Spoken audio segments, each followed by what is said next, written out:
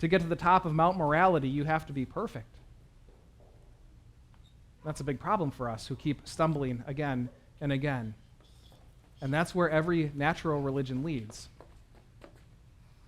But it's only Christianity that says God has looked down the mountain at all of us struggling to make it even one more step, and he decided to come down and get us. And that's who Jesus is. And that's what Jesus came to do. Jesus is God who came down to earth in order to bring us up to heaven. He came down to earth and he lived the perfect life that we failed to live. That Jesus paid the price for our souls, and that even in our lesson today it says that he's going to come back and bring us to be with him, that we can be where he is. And it's all because of what he did on the cross.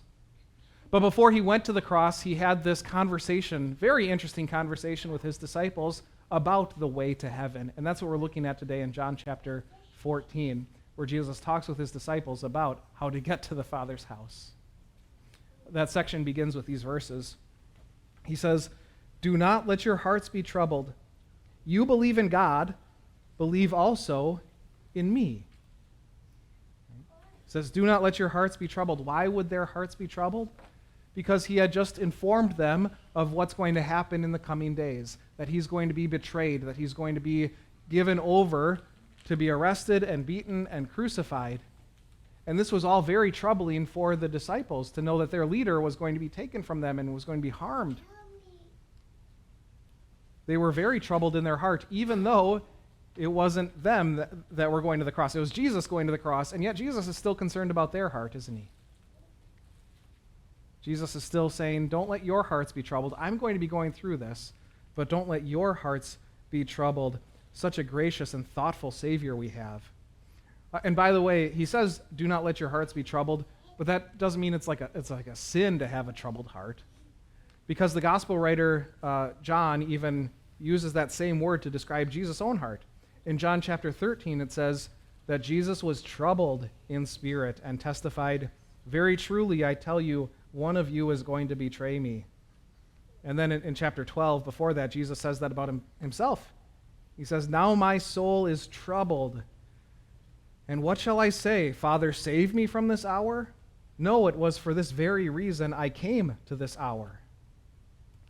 So Jesus was troubled in heart. It is okay to feel troubled, but what do we do when we feel troubled? What did Jesus direct the disciples to do? To trust in God. He says, "You believe in God, believe also in me." Now that's quite a claim that Jesus is making. That you can trust me as much as you trust God.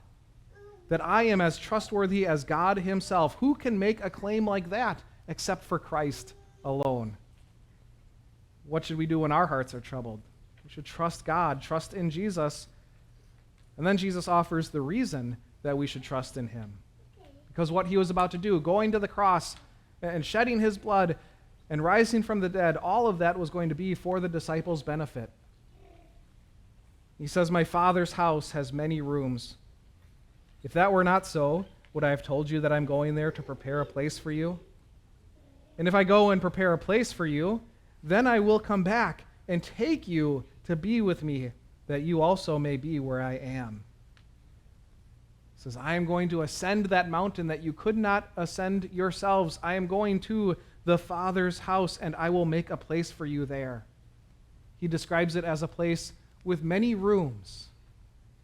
I think a lot of you remember a translation that says many mansions, and maybe that sounds like a downgrade, but these aren't dorm rooms we're talking about. These are luxury suites with a view and a mini bar that isn't going to charge you when you just move one of the items. This is going to be an awesome place, not just because of the amenities and the accommodations. It's going to be awesome because who you are there with, that you are there with God himself. That this is where God dwells. You are in the Father's house with God and with Jesus.